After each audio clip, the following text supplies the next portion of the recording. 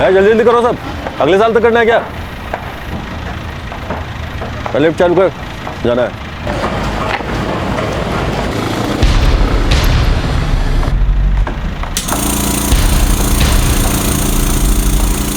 कौन?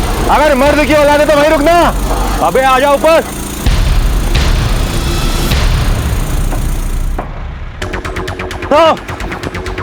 माधव अबे कहाँ मर गया? अरे है इधर आ। अरे यार तेज आ जा रहा है अभी, आज छोड़ेंगे नहीं साले को। रुक साले, मुझसे पैसे मांग रहा है तू? मुझसे पैसे मांग रहा? भूल गया तेरा वीडियो मेरे पास में ही। बोल ये साले, याद रख, यहीं से नीचे फेंक दूंगा साले, मर जाएगा। भूलना मत कि तेरी जिंदगी मेरी मुट्ठी में है। भूलना मत साले, तेरा जीना आराम ना कर देना। मेरा नाम भी तेजराज नहीं, समझा? अबे देख क्या रहा मार।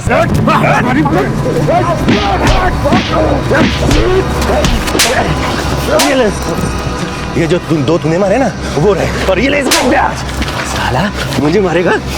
अगली बार हाथ उठाने से पहले ना 10 बार सोच लियो। क्या कर रहे हैं यहाँ पे? नीचे काम रुका, इसके लिए तुम लोगों को पैसा मिलता है। चलो फटाफट चलो यहाँ से, चलो। तेरी साले।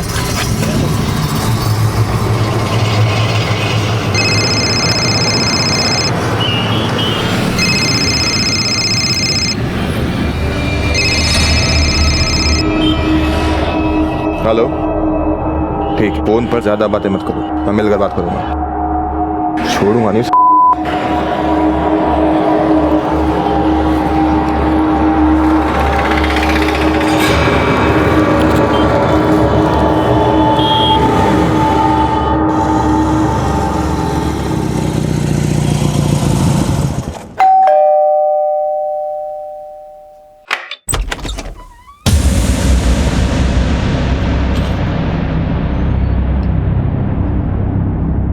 दुआ सलाम करने का मन भी नहीं करता अब तो। बेहतर यही होगा कि उससे दूर रहो। शर्म आती है कि नहीं इस उम्र में ये सब कुछ करते हुए? बहुत बार बोल चुका हूं, लेकिन अब आखिरी बार बोल रहा हूं, ये जो कुछ भी कर रहे हो बंद कर दो। और हाँ, एक और बात, इस उम्र में क्या होगा ये बताने की मुझे जरूरत नहीं है।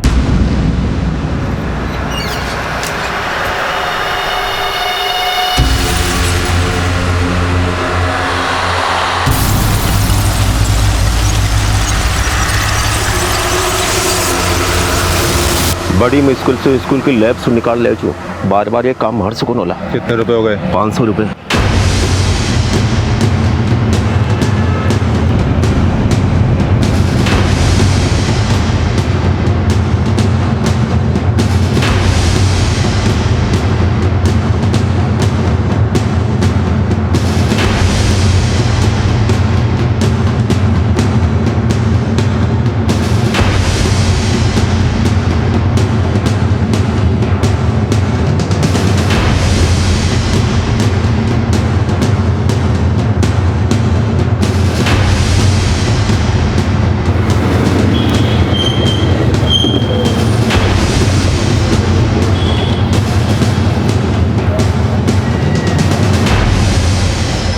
हेलो, हाँ, प्लान वही है, 10 बजे।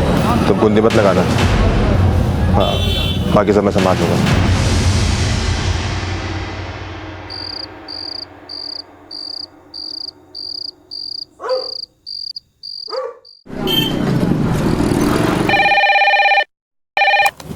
Hello, sub inspector Jagtap Singh. क्या?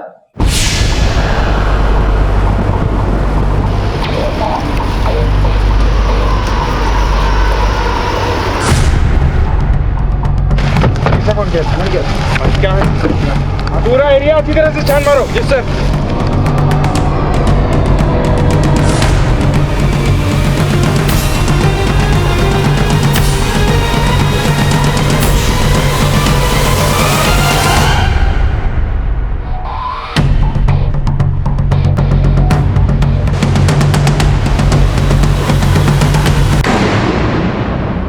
अक्सर शिकारी जंगल में पूरी तैयारी के साथ शिकार करने निकलता है, लेकिन कई बार ऐसा होता है कि वो खुद शिकार बन जाता है।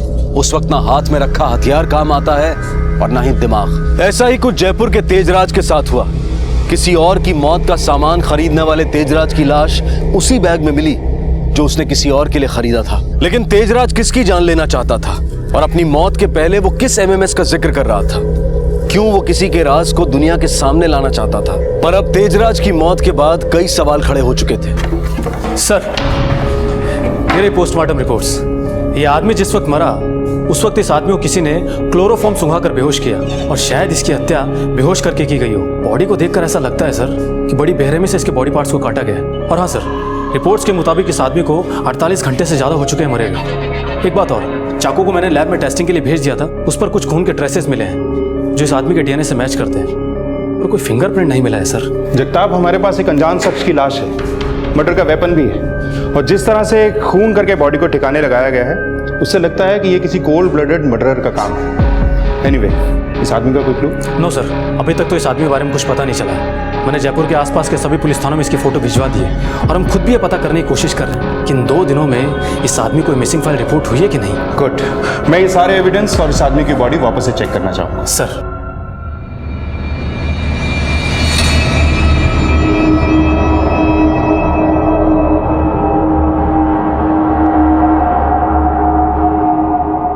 सर, ये बॉडी के कपड़े, एक चाकू जिसे हत्या की गई, एक बारकोड मिला सर साथ।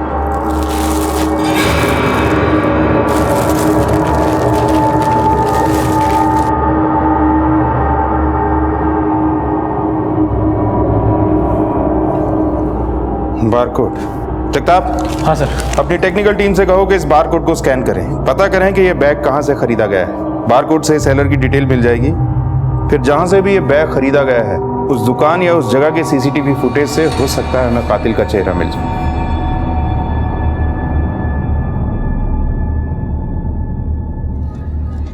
पतंग? माँ, तुम मेरे लिए पतंग लाई है? हाँ बेटा, तुम्हें पतंग पसंद है ना? हाँ। इसलिए आपकी माँ आपके लिए पतंग लाई है। थैंक यू माँ। माँ, हाँ, आज शाम को जल्दी आओगी ना?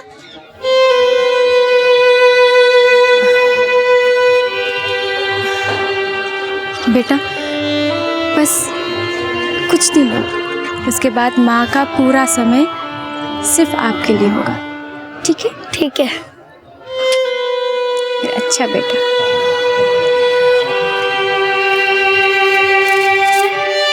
माँ देखो, मेरी पतंग उड़ रही है।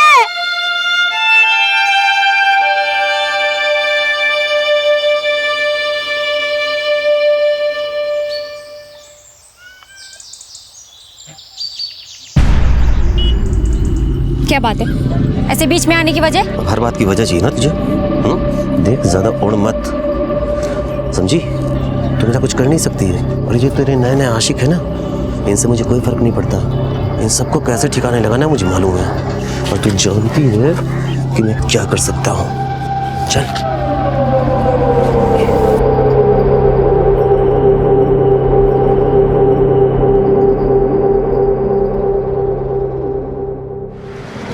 ओके, ठीक है, ठीक।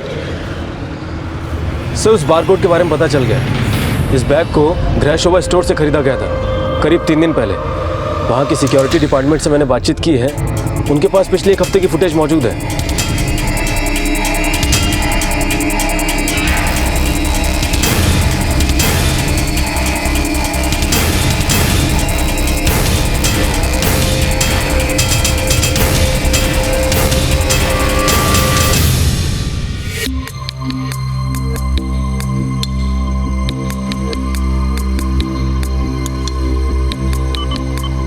सर, यहाँ तो विक्टिम खुद है। सर, ये खरीदारी करीब 1:17 पे की गई थी, दोपहर में। बिल पे लिखे टाइम से हमें पता चल जाएगा कि आदमी कौन था। हमें ये बिल का डिटेल मिल सकता है? 1 सेकेंड सर। ये रही बिल की डिटेल। सर, ये देखिए, डेबिट कार्ड से पेमेंट किया गया था। इस आदमी का नाम तेजराज सिंघानिया है। इस कार्ड की डिटेल से इस आदमी के बारे में पूरी जानकारी हासिल करो और पता करो कि कार्ड के ट्रांजैक्शन में दिया गया ये नाम इसी आदमी का है या नहीं। अगर ये आदमी तेजराज सिंघानिया है तो इसके बैंक से इसके पूरे डिटेल हासिल करो। Okay sir. सर, ये रही इस कार्ड की डिटेल। ये तेजराज यहीं सेक्टर 11 में रहता है।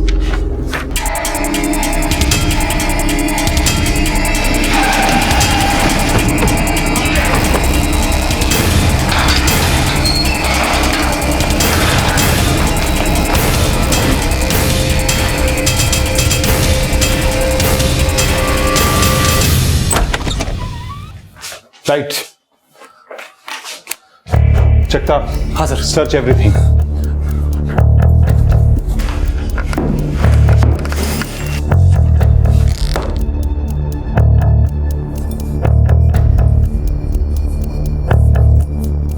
जगताप। हाँ सर।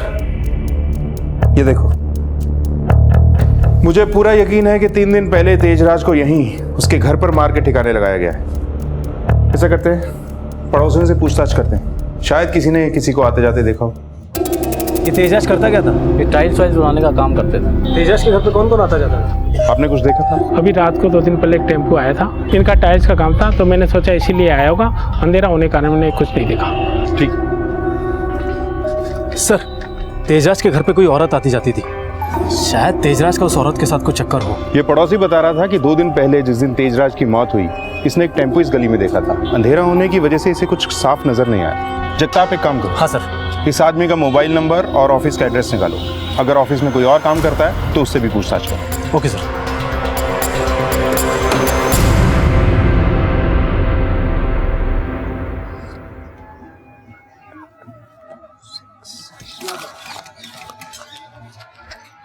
माँ, इसमें क्या भरेंगे?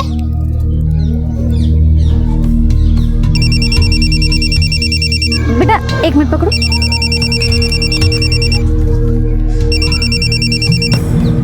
हेलो,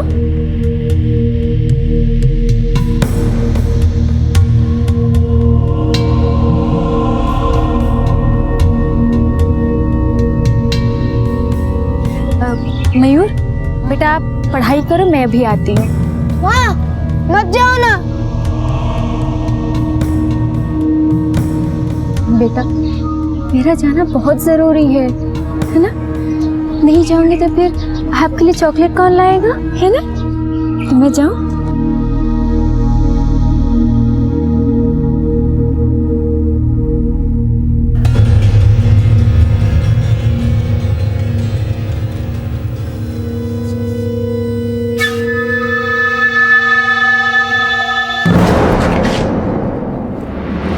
आप यहाँ? हमें अच्छा लगा आपको देखकर। अब कुछ ऐसा कर दीजिए कि मज़ा ही आ जाए। अब तो तुम तुम्हारे पति को भी नहीं बता सकते।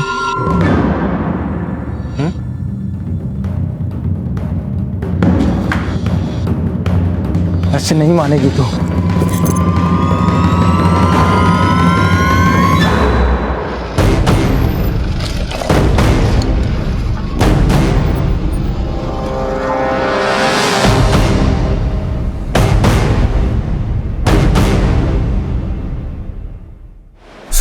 तेजा साहब के उनके पिता जितेंद्र सेठ से बिल्कुल नहीं बनती थी और यही वजह थी कि वो उस घर में रहकर भी बिल्कुल अकेले रहते थे। 2 दिन से वो ऑफिस नहीं आया और तुमने पता करने की कोशिश नहीं की? वैसे भी वो इन दिनों कम आया करते थे और सारा काम मैं ही संभालता हूँ और कल रविवार होने की वजह से छुट्टी थी। तेजराज का मोबाइल नंबर देना।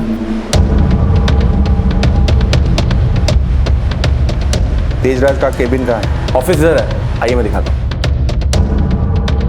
सर ये रहा उनका केबिन। ये कंप्यूटर तेजराज इस्तेमाल करता होगा। Yes sir.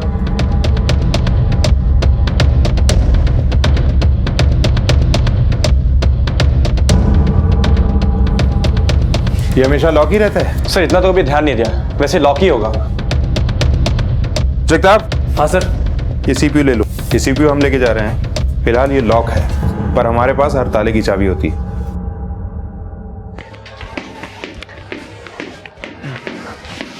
मयूर। हाँ पापा। बेटा मम्मी कहाँ है? मम्मी हाँ। मेरे लिए चॉकलेट लाने गई है।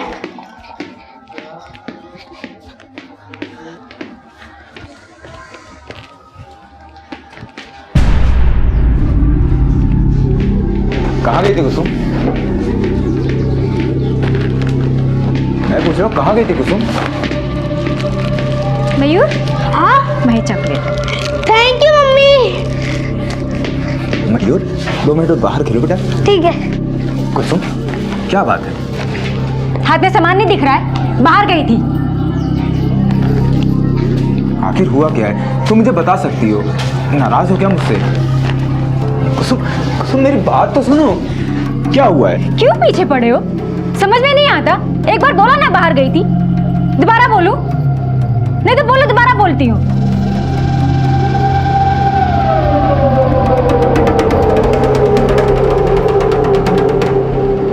कुसुम के बारे में जो कुछ भी दिख रहा था, क्या वो सच था? क्या कुसुम की ही वजह से तेजराज की जान गई थी?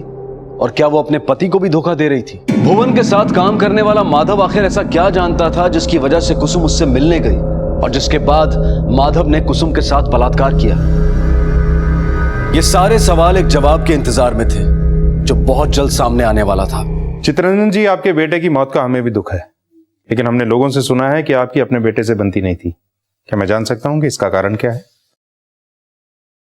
सर, मेरे बेटे से बने या ना बने, पर सच्चाई तो यही है ना कि मैं उसका बाप हूं। हाँ, बिजनेस को लेकर कुछ कहासुनी हुआ करती थी मेरे और उसके बीच, जिसके बाद उसने ये घर छोड़कर अलग रहने का फैसला किया। आपको किसी पे शक है? जी नहीं।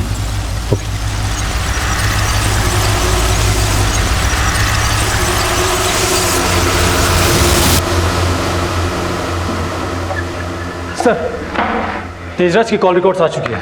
मैंने कॉल रिकॉर्ड्स को अच्छे से चेक किया है। उसमें कई नंबर्स थे, पर जिस नंबर पर वो सबसे ज्यादा बातचीत किया करता था वो तो तेजराज के नाम पर ही रजिस्टर निकला। उसका खरीदा हुआ बैग और उसी का खरीदा हुआ चाकू, और ये नंबर भी उसी के नाम पे। माजरा क्या है? खैर, वो सीपीयू अनलॉक हुआ? सर, हमारी टेक्निकल टीम उस पर काम कर रही है। लॉक खोलने के प्रोसेस में सारा डाटा इरेज ना हो जाए, इसलिए थोड़ा टाइम लग रहा है। गुड।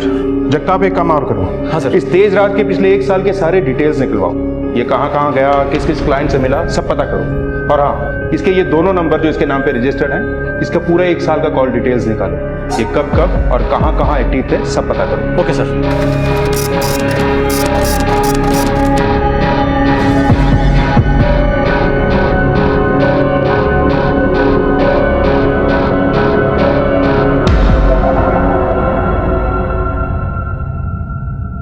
सर, ये देखिए, ये सारे अश्लील फुटेज हमें तेजराज के कंप्यूटर से मिले हैं। मैंने चेक किया था, इस आदमी का नाम भुवन है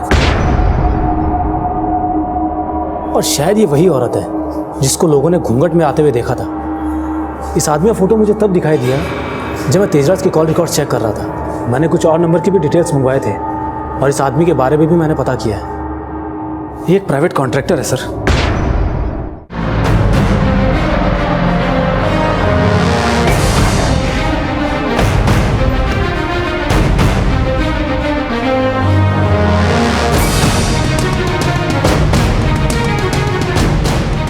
क्या रे भुवन, बड़े तोड़ने जोड़ने के कॉन्ट्रैक्ट लेता है। अब तेरा कॉन्ट्रैक्ट हमारे पास है, हमें देख के तू समझ ही गया होगा कि हम क्या तोड़ते हैं। हुआ क्या? अरे हुआ क्या साहब, ये तो बताओ। अरे हमने किया क्या है? क्यों मारा तेजराज को? क्या बात कर रहे हैं साहब, हम काहे मारेंगे तेजराज को? झूठ मत बोल। माधवन ने हमें सब बताया है कि एक बार अपनी साइट पे तूने उसे मारा भी था, और दुश्मनी में सुना है कि तू सूद के साथ साथ ब्याज भी वापस करता है। तुम 2 तूने मारे ना, वो रहे, और ये ले इसका ब्याज। साला मुझे मारेगा? साहब, झगड़ा हुआ था, लेकिन पहले हाथ उसने उठाया था। उसके पास हमारा एक एमएमएस पड़ा हुआ था, हमको रोज धमकी देता था कि हमारी बीवी को दिखा देगा। वो एमएमएस तो उसके कंप्यूटर में बाहिफाजत रखा हुआ है। उस एमएमएस में वो औरत कौन थी तेरे साथ? सब वो हमारे दोस्त दिनेश की एक पत्नी कुसुम थी। दिनेश टिफिन सप्लाई करने का काम करता था। कभी कभी मुझे मज़दूरों की कमी पड़ती थी तो मज़दूर भी सप्लाई करता था। इसी सिलसिले में उसके घर पे खाने वाने पे जाना आना हो जाता था। वहीं मेरी मुलाकात कुसुम से हुई। धीरे धीरे कुसुम पास आने लगी, और एक दिन जब दिनेश घर पे नहीं था तो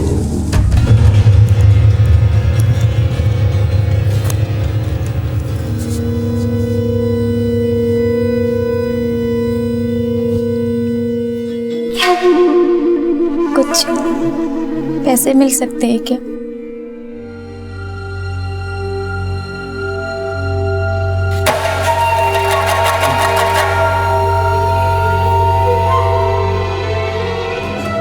तेजराज के साथ भी उसका चक्कर चालू हो गया था।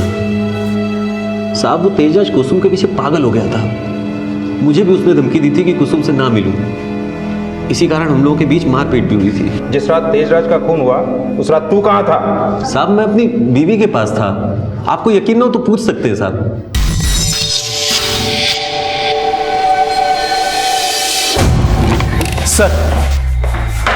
मैंने भुवन की बीवी से बातचीत की थी। वो उस रात अपनी बीवी के साथ घर पर ही था। मैंने फ़ोन लोकेशन भी ट्रेस किया था, फ़ोन लोकेशन भी घर का ही निकला। लेकिन हाँ सर, भुवन ने जो कुसुम का एड्रेस बताया था, उस एड्रेस पर तेजराज का दूसरा नंबर अक्सर एक्टिव था, जिससे उसे अक्सर कॉल्स आया करते थे। मैंने उस नंबर के मर्डर वाली रात के कॉल डिटेल मंगवाए। मर्डर वाली रात को भी वो नंबर वहीं एक्टिव था। इसका मतलब वो दूसरा नंबर कुसुम इस्तेमाल कर रही थी। चट्टा, फौरन एक टीम तैयार कर दो। वक्त आ गया है कि इस केस में उठे हर सवाल का जवाब कुसुम अपनी जबान से दे। चलो कुसुम, मेरी बात तो सुनो। कुछ नहीं सुनना मुझे। बात समझने की कोशिश करो कुसुम। मैं तुमको समझाना चाहता हूँ। चुप रहोगे तुम? कुसुम, क्या हुआ सर? कुसुम के जाने का वक्त हो गया दिनेश। इसे कुछ जरूरी सवालों के जवाब देना है। चलो कुसुम, लेके चलो इसे। लेकिन साहब, हुआ क्या साहब? साहब बोलते हैं कि नहीं? देखो कुसुम, जो नंबर तुम यूज कर रही हो वो तेजराज के नाम पे रजिस्टर्ड है। तुमने अपना नंबर अपने नाम पर क्यों नहीं खरीदा? क्योंकि साहब, नंबर खरीदने के लिए जो कागज लगते वो मेरे पास नहीं थे। तेजराज से तुम्हारी जान पहचान कैसे हुई? मैं उसके पिता चितरंजन सेठ को जानती हूँ। चितरंजन? तुम चितरंजन को कैसे जानती हो? मैं सर अपने पति के साथ जगह जगह टिफिन बांटने जाया करती थी। उसी सिलसिले में मैं एक बार चितरंजन सेठ के ऑफिस भी गई थी। ये तुम्हारा इस महीने का टिफिन का हिसाब। बहुत बहुत शुक्रिया। कैसा लगेगा अगर इससे भी दोगुना पैसा हर रोज तुम्हारे हाथ में हो?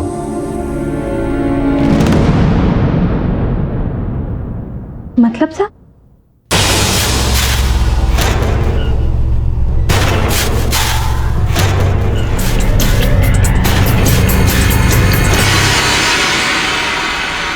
इसके बाद साहब मैं तेजाब से भी मिली। उसने भी मुझे पैसे दिए थे। उन दोनों के बीच मेरी वजह से तनाव बढ़ता गया था। तेजाज पागल हो गया था साहब, क्योंकि मैं बहुत से लोगों के साथ ये सब करती थी। तेजाज भी उन लोगों में से एक था। तुमने उसे क्यों मारा? क्योंकि साहब वो सब लोगों को डराने धमकाने लगा था जिनसे मैं पैसे कमाती थी। उसने भुवन को भी धमकाया। यहाँ तक कि उसने मुझे भी धमकी दी कि मैं उसके हिसाब से चलूं, नहीं तो वो मेरे पति के सामने मुझे बेकदाब कर देगा। जिस तरह साहब कुत्ता पागल हो जाए तो उसे गोली मार देनी चाहिए, उसी तरह साहब मैंने भी मार दिया उसे। जगताप, जैसा कि ये औरत बता रही है, मुझे इसकी बात पर यकीन नहीं। हो ना हो इस सब में इसके साथ कोई ना कोई जरूर था जिसका नाम ये हमसे छुपा रही है। क्योंकि जिस तरह से तेजराज की जान गई है वो किसी अकेली औरत का काम नहीं हो सकता। इसमें जरूर उसने किसी ना किसी की मदद की। क्या इस सब में चितरंजन उसके साथ नहीं हो सकता? सर, पर एक बाप अपने बेटे को। जगताप, यहाँ मामला बाप और बेटे के रिश्ते से ऊपर उठ चुका है। दोनों की जान एक ही औरत में बसती है। ऐसे मामलों में जहाँ दो लोगों की जान एक ही चिड़िया में बसती हो, एक की जान जाना लाजमी है।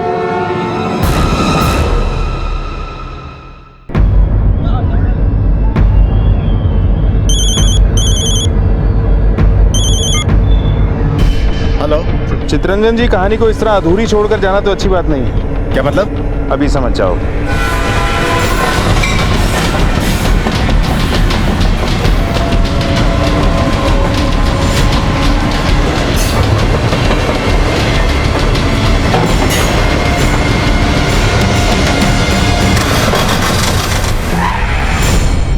मैं कहीं भाग नहीं रहा था, दिल्ली जा रहा था जरूरी काम से, बिजनेस के सिलसिले में। पर मुझे लगता है कि अब आपको दिल्ली जाने की कोई ज़रूरत नहीं है, क्योंकि अब आप जेल की सलाखों के पीछे जाएंगे।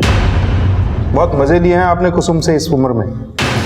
अपने बेटे को मारने से पहले हाथ नहीं कांपे आपके? ये आप क्या कह रहे हैं?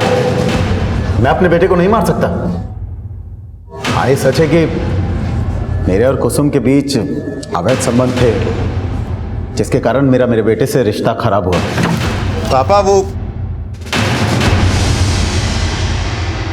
शर्म नहीं आती आपको? अगर बाहर किसी ने देख लिया ना, आपका जीना मुश्किल कर देंगे। मेरी जिंदगी मैं कैसे जीऊंगा ये मैं डिसाइड करूंगा, और मुझे अपनी मंजिल पता है। कुसुम, मुझे विश्वास नहीं होता कि इस उम्र में आप ये सब कुछ कर रहे हैं। हमें भी विश्वास नहीं हो रहा कि इस उम्र में आपके ऐसे शौक और ऐसे अरमान हैं। कुसुम ने हमें सब कुछ बता दिया। कुसुम ने हमें यह भी बता दिया है कि तेजराज को मारने में आपने उसका साथ दिया था। झूठ बोल रही है वो, ऐसा कुछ भी नहीं है। मुझे तो बाद में पता चला कि ये कुसुम हम दोनों के साथ सोती है। यही नहीं, इसके और भी आशिक हैं, जिनके साथ इसके रिश्ते और भी गहरे हैं। मैंने अपने बेटे को नहीं मारा सर, मुझे लगता है अपने किसी आशिक के साथ मिलकर इसने मेरे बेटे को मारा है। आप कहें और हम मानने, ऐसा नहीं हो सकता है। जब तक सब कुछ साफ नहीं हो जाता, आप यहीं रहेंगे हमारे मेहमान बनके। पुलिस को यह तो पता था कि कुसुम इस मर्डर में शामिल थी, लेकिन जो बयान उसने दिया था उसमें कहीं ना कहीं कमियां थी। और यह बात बिल्कुल साफ थी कि इस कत्ल को अंजाम देने में किसी और ने भी कुसुम की मदद की थी, लेकिन वो था कौन? अब तक जितने भी नाम पुलिस के सामने आए थे, उन सभी के साथ कुसुम के संबंध तो थे, लेकिन कमी थी तो उसे एक ठोस वजह की, जो तेजराज की मौत का कारण बन गई। कुसुम, इस खून में तुम्हारे साथ और कौन था?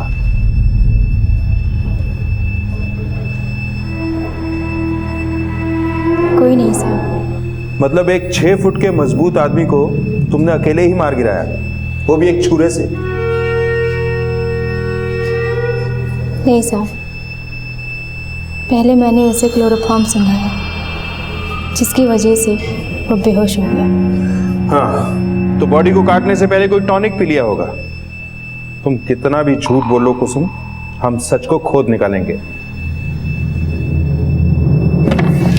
जगताप, इस केस की थ्योरी बड़ी अजीब है। एक आदमी जिसका खून हुआ, वो खुद ही उस बैग और चाकू का खरीदार था जिसमें उसकी बॉडी मिली।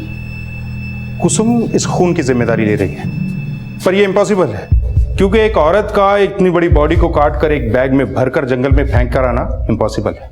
क्या यह हो सकता है कि तेजराज ने खुद ही वो बैग और वो चाकू किसी और को मारने के लिए खरीदा हो, और इस बात को कुसुम जानती हो, और कुसुम ने शिकार के साथ मिलकर खुद ही शिकारी का शिकार कर दिया हो?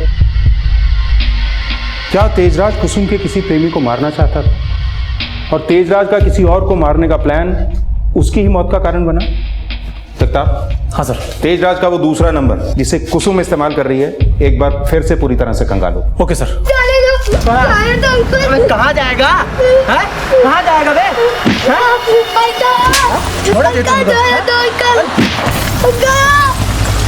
पकड़ो इसे, बच्चों को संभालो।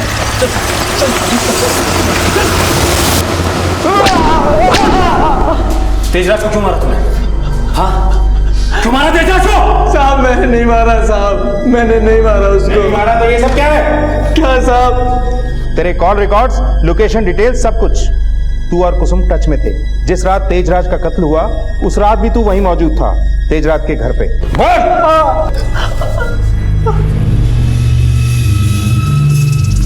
साहब, दिनेश मेरा मौसेरा भाई है। बिहार से वो हमें यहाँ काम के सिलसिले में लेकर आया था। यहाँ आकर देखा, दिनेश सारे दिन दारू पीकर नशे में रहता था, और कुसुम ही सारा काम संभालती थी। हमें तो काम के नाम पर बस कुसुम पर नज़र रखनी होती थी साहब, और नज़र रखते रखते ना जाने कब हमारी नज़र खराब हो गई।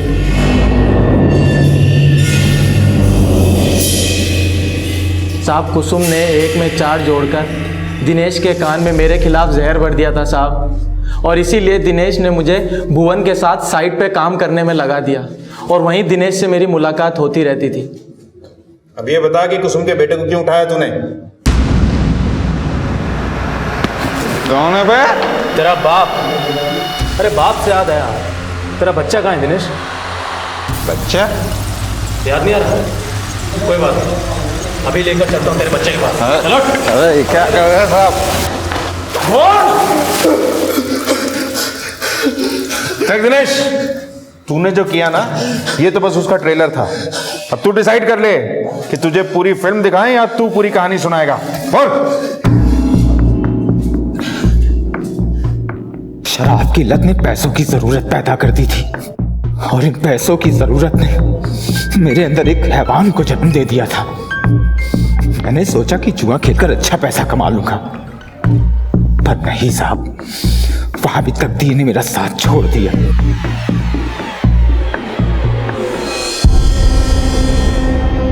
मैं कुसुम के टिफिन वाले काम से ही पैसे कमाने लगा साहब। मेरी बदकिस्मती कि एक वक्त के बाद कुसुम ने भी मुझे पैसे देने से इनकार कर दिया था। दिनेश, पर्स छोड़ो, छोड़ो पर्स, छोड़ो पर्स। ये पैसे मैंने मेहनत से कमाए हैं, तुम्हारी अय्याशी के लिए नहीं कमाए हैं मैंने। मेरे बच्चे के काम आएंगे पैसे। तुम तो दारू पियोगे जाके। नहीं दे सकती मैं पैसे तुमको। मैंने सोच लिया था साहब कि पैसे तो मैं लेकर ही रहूंगा, इसके लिए मुझे कुछ भी करना पड़ जाए। फिर मैंने मेरे बेटे के खाने में चूहे मारने की दवा मिला दी साहब, और मैंने जाकर कुसुम को कह दिया कि उसे ब्लड कैंसर है। बस वो फौरन डॉक्टर से मिलना चाहती थी। बात बिगड़ने वाली थी साहब, डॉक्टर वर्मा ने सब संभाल लिया। एक काम करो बेटा, आप बाहर जाके बैठो, हम आपके फादर से बात करेंगे।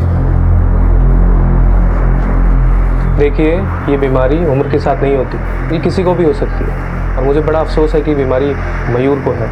मैंने उसकी रिपोर्ट्स देखी हैं, ये देखिए।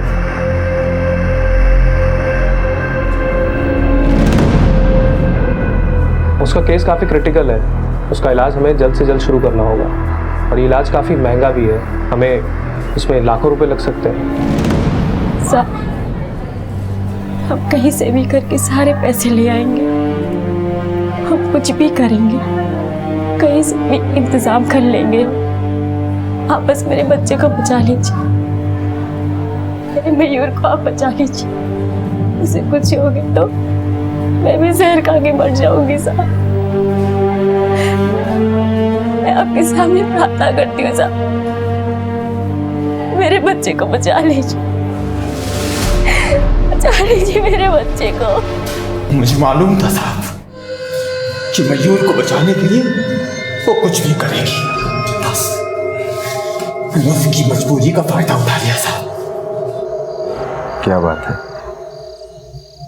आज बड़ी गुमसुम हो? मयूर के बारे में सोच रही हूँ, कहाँ से आएंगे इतने सारे पैसे, कैसे मैं क्या करूँ, हमारे पास तो कुछ भी नहीं है।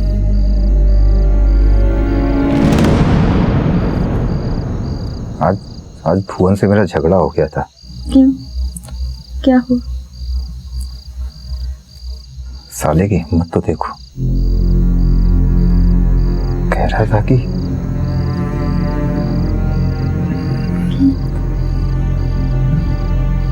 क्या कह रहा था? कह रहा था कि वो तुम्हारे साथ सोना चाहता है, चाहे जितने पैसे ले लो।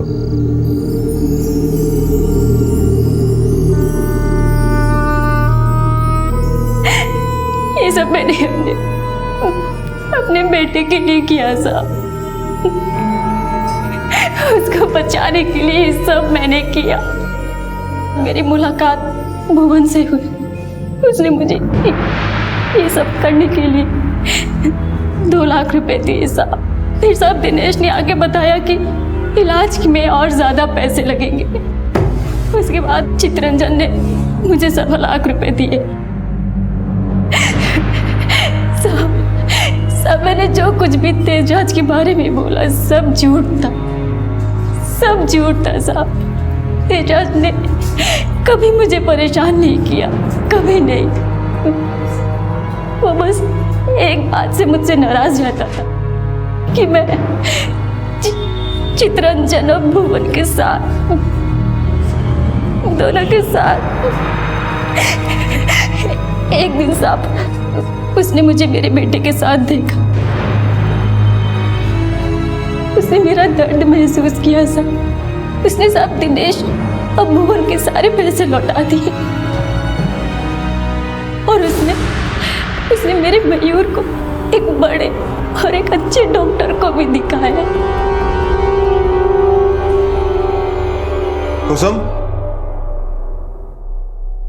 क्या कहा डॉक्टर ने? मेरा मेयर ठीक तो हो जाएगा ना? ठीक तो तब होगा ना जब इसे कुछ हुआ होगा। कुछ नहीं हुआ इससे, तेरा बेटा एकदम ठीक है। तेरे पति ने तेरे साथ धोखा किया है, तेरे साथ खिलवाड़ किया है, तेरी जिंदगी बेच के उसने सिर्फ पैसे कमाए हैं। उस दिन तेजराज की मुलाकात भुवन से हुई। उसने भुवन को कहा कि वो मुझसे दूर है। तेजराज की मौत कैसे हुई? तुमने मुझे बेवकूफ बनाया, मेरी पूरी जिंदगी बर्बाद कर दी सिर्फ पैसों के लिए। मैं तुम्हें नहीं छोड़ूंगी। पुलिस में जाकर सब कुछ तुम्हारे खिलाफ सच सच बताऊंगी, सब कुछ। तुम्हें मैं जेल में सड़ते हुए देखना चाहती हूँ। इतना आसान है मुझे जेल भेजना? मयूर अभी 4 फीट का है, अच्छा लगेगा कि उसके छोटे छोटे 4 टुकड़े कर दूं? अगर किसी के आगे मुंह खोला तो याद रखना, उसकी बोलती बात हमेशा के लिए। समझ में आया कि नहीं? आया कि नहीं?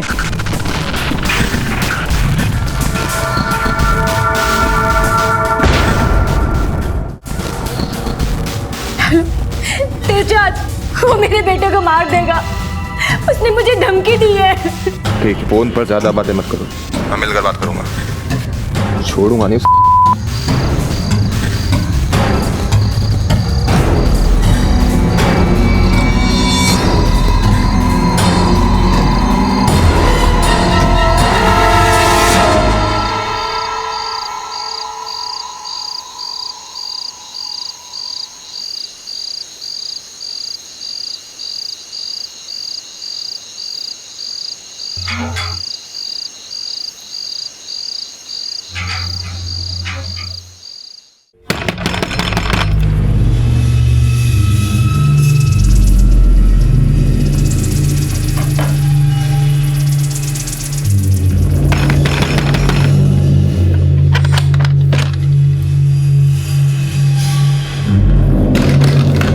क्या हुआ?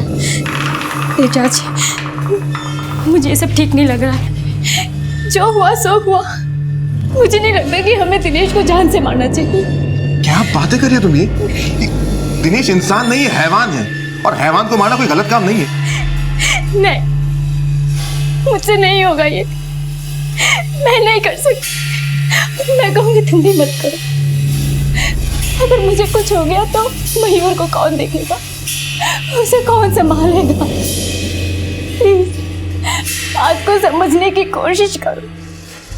Please please. ठीक है, ठीक है, अगर तुम कहती हो तो मैं दिनेश को नहीं मारूंगा। मैं ये चाकू, ये क्लोरोफॉर्म, ये बैग, ये सब फेंक दूंगा। ठीक है, मैं तुम्हारे लिए कुछ भी कर सकता हूँ, कुछ भी। Thank you. साले, मुझे मारने की सोच रहे हो तुम लोग? माधव, माधव जल्दी आजा।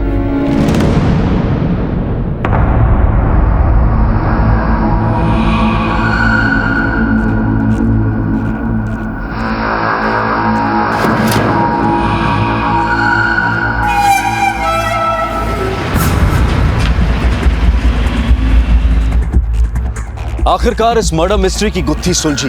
डॉक्टर वर्मा, दिनेश और माधव आज जेल की सलाखों के पीछे हैं। दिनेश नशे का आदी हो चुका था और यह नशा उसकी रोज की जरूरत बन चुकी थी। दिनेश की घटिया सोच उसके दिमाग में चिंगारी बनकर पनप रही थी, जिसने जुर्म को हवा दी। लेकिन इस हवा से फैली आग ने 2 बेकसूर जिंदगियों को तबाह कर दिया। पर आखिर कुसुम की गलती क्या थी? क्या उसकी गलती ये थी कि वो अनपढ़ थी, जिसकी वजह से दिनेश के लिए उसे बेवकूफ बनाना आसान हो गया था? या उसकी गलती ये थी कि एक माँ होने के नाते अपने बच्चे को बचाने के लिए वो आग के दरिया में कूद पड़ी? कुसुम की अंधेरी दुनिया में तेजराज एक उजाले की तरह से आया था, जो कुसुम को चाहता था और उसे इस सबसे दूर ले जाकर एक अच्छी जिंदगी देना चाहता था। किसी भी पाक रिश्ते की शुरुआत एक आपराधिक सोच के साथ नहीं की जा सकती। तेजराज ने दिनेश को मारने की साजिश रची, जिसे किसी भी कीमत पर सही नहीं ठहराया जा सकता। भले ही उसका मकसद कुसुम को इस नर्क से निजात दिलाना हो, लेकिन इंसाफ कानून के हाथों होता है, जुर्म का सहारा लेकर नहीं। अब मैं अनूप सोनी आपसे विदा लेता हूं। फिर मुलाकात होगी अगले एपिसोड में एक और चौंका देने वाले केस के साथ। तब तक अपना और अपने परिवार का ख्याल रखें और देखते रहें क्राइम पेट्रोल डायल 100। सबक एक को, सीख हम सबको। जय हिंद।